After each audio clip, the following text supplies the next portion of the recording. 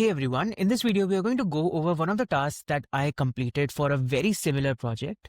So as you can see, there are certain task requirements that are specified at the very start of the task itself, which include your programming language, your difficulty level, the minimum number of turns you have to complete, and the category of the first turn itself. Apart from that, there are certain suggested goals that are provided, but you don't need to use them because these are AI generated. So the first thing that you need to do is to define a goal itself. Here, the goal that I defined was to see if the model can understand and remember the table structures and to come up with a solution for a business related query. This was my goal, although this did not follow the latest guidelines for goals that are there, ensuring what you want the model to do rather than what your objective for the conversation is. If I had to rewrite this goal according to the latest guidelines, it would have been to come up with an SQL query for a business related question, something like that. Next up, so here you can see I'm provided with the code generation and synthesis category.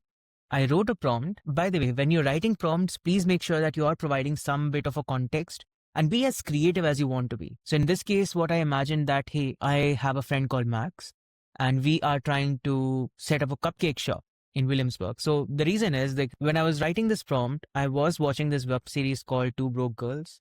So this is the scenario there. So what I ended up doing is that I created a scenario that, hey, Max and I have a small cupcake business in Williamsburg called Max's Homemade Cupcakes. We design artisanal homemade cupcakes and then sell them.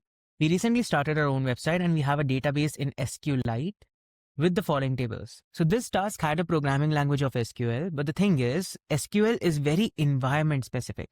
So something that works on MySQL will not work on SQLite. Something that works on SQLite will not work on Dolt SQL. Same from Dolt SQL to Oracle SQL to PostgreSQL, etc.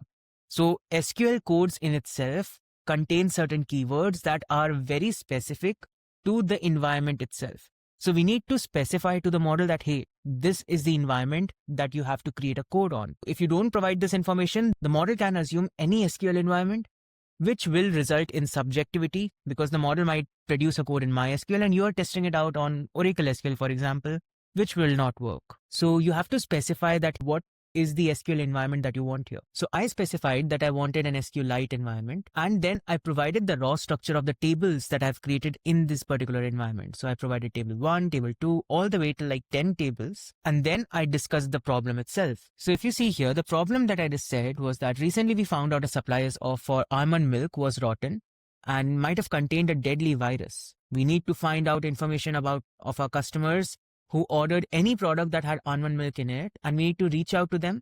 Can you write a query to give me customer information of every customer who ordered something that had the ingredient almond milk? All the model needs to now take care of is to join these tables, take out certain values from some tables, mix it up with the other tables, and then create a query that would give me the customer information along with what the product was, what were the ingredients in that product, what were the price of that product. And this is how I'm testing the model to see if the model can actually make a valid connection between these tables and is able to come up with a good answer. So when I test this particular prompt, I get 2 responses. Here are the 2 responses. So if you see, if in one of the responses, I get a single code. In the response 2, I actually get 2 codes. And if you look at what the second code is, it says that the first code might contain duplicate row because of many to many relationships between products and ingredients. This is why the model improved upon its previous code and then ended up providing me a better version of its previous code. But this is not how models are supposed to work. The model should ideally provide me a single code at the very start itself. It should not follow an iterative process where it produces or it generates a piece of code for the user to see, and then improves upon it later on, and then again improves upon it, which ultimately is very confusing for the user. So in this case, this is a presentation issue, which we can mark later on. So here, both of the responses that I got were poor because both of them were not working. And I had to rewrite the prompt one time before I got a deviation in the model. So this is what this is. Next up, you have to write or mark the dimensions that were discussed earlier. So this particular response had no instruction following issue. It had an accuracy issue because there was a keyword that was used here called group concat and separator, which are very specific to MySQL and do not work in SQLite.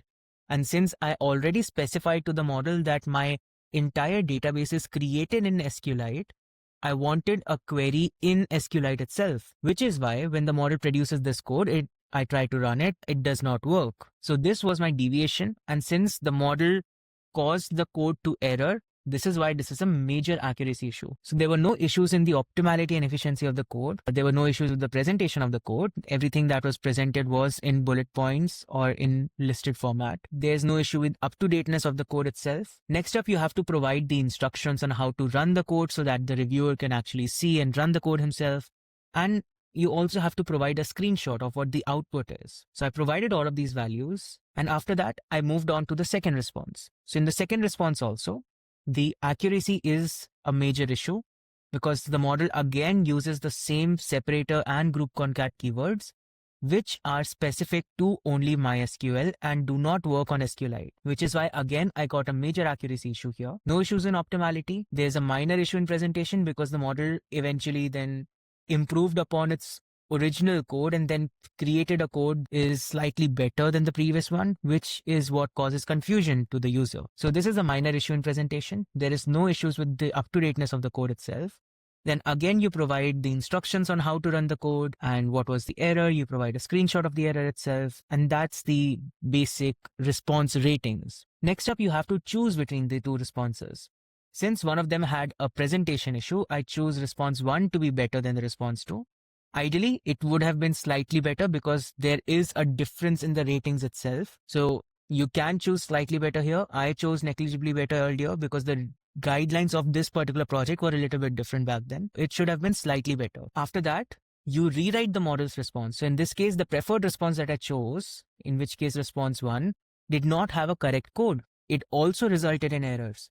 So I had to do a rewrite. I had to tell the model that, hey, this is the correct code. So this is the code that I wrote for the model. I corrected any description around the code that talked about the code. And since I'm changing the code itself, the description should also reflect the latest version of the code. I corrected the code. I wrote the perfect version of this particular code. I changed the description around the code. And then I wrote what were the changes that I made. And again, provided the instructions on how to run this particular code. After that, I provided the screenshot of the code with its correct output. When all of this happens, I have completed one turn of conversation with the model. But since the minimum number of turns that was required here was 2, I had to continue the second turn itself. So in the second turn, what I thought of is that since I have already gotten like a rotten supply of almond milk, let me investigate into the supplier's side itself. So that is the query that I asked. So keeping track of where we are getting our supplies from is a key aspect when we try to figure out whose fault is it when it comes to something like this. We want to get to the bottom of where the rotten milk came from. To perform an investigation into this, can you give us all the details except for the address of the suppliers who supply us with that milk? We need to see if any other ingredients they supply also have this virus. So show me how many and what all ingredients currently supplied by the suppliers are. I also want to know how much we spend on ordering this milk and rank the suppliers based on this. If you can see here, can you give us all the details except for the address? So this is one constraint that I've added. It is very likely that I added this constraint just to make sure that the model ends up producing a really complex query. Just like this, I have a lot of different queues in the other parts of the prompt itself. These are things that you add in the prompt to make sure that the model is producing something that is really complex. And the chances that the model will not give you a right answer then increases. Because here the entire aim of your task is to fail the model, expose a gap in the model's knowledge, and then fill the gap with the correct information. So in the second prompt, after I asked the particular prompt, I got 2 responses from the model, and both of these responses were bad. I had to rewrite the prompt 3 times to make it a bit more complex every time before I got 2 responses that were both bad. Ideally, even if one of them were bad, this would have been fine because we could say that, hey, one is good and one is poor. The only issue is both of them should not be perfect. If both of them are perfect, that means, the model gave you the correct answer. So there's no gap in the model's knowledge here. So you have to then rewrite the prompt itself. So after rewriting the prompt 3 times, I got 2 responses which were both poor. Even in these responses, I had accuracy issues where the model was using a reserved keyword for my table. So this is another model's gap. One of my tables was named ingredient suppliers, and the model, in order to shorten it, the model ended up using the keyword is, which is a reserved keyword. And if you see here in the code itself, I believe this is the point where the model used a reserved keyword, and this is what caused the code to error. So since the code is erroring, this is a major issue in accuracy. Apart from that, there were several other issues with the code itself that I wrote and I provided the justification for. So there's no issue with the optimality and efficiency of the code. There's no issue with the presentation of the code itself. There's no issue with the model using an out-of-date library. So after that, you provide the instructions on how to run the code, you provide the screenshot, and in the screenshot, if you see here, the error is clearly visible. After this, I moved on to the second response, which also was not correct. In this case, the issue is that the model provided the code that worked, but the values that it was producing were incorrect. Especially, the calculation of the total price spent on milk was flawed and it was not correct. So there were some logical issues with the code itself, which is why this is a minor issue with accuracy, because the code itself is running perfectly, but the calculation logic is a bit flawed, which is why I'm getting incorrect calculations, which is a minor issue in accuracy, which qualifies this response for a deviation. There's no issue with optimality and efficiency of the code. There's no issue with the presentation of the code. The code that the model produced is up to date. And after I can provide the screenshot of the code that is running. So the model did produce certain values, as you can see here.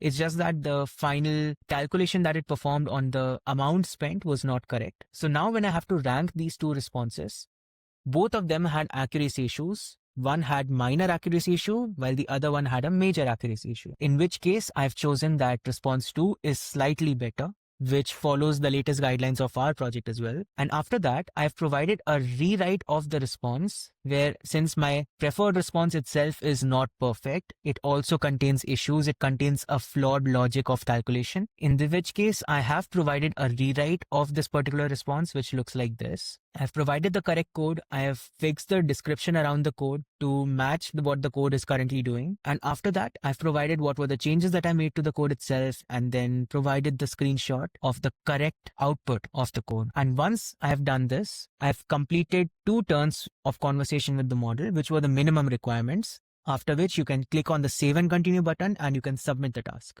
So this is a task that is done for code generation and synthesis.